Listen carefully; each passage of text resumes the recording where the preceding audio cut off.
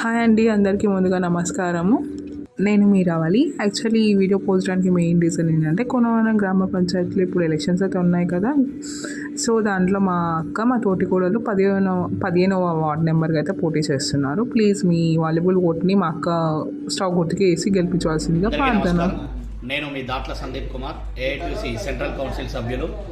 ఈ మన మనుగూరు ఏరియాలో గ్రామ పంచాయతీ ఎలక్షన్ల సందర్భంగా మన కూనవరం గ్రామ పంచాయతీలో 15వ వార్డులో కాంగ్రెస్ పార్టీ బలపరుస్తున్న సిపిఐ పార్టీ అభ్యర్థి రత్నం జ్యోతి మన ఆడపడుచు నిలబడ్డది.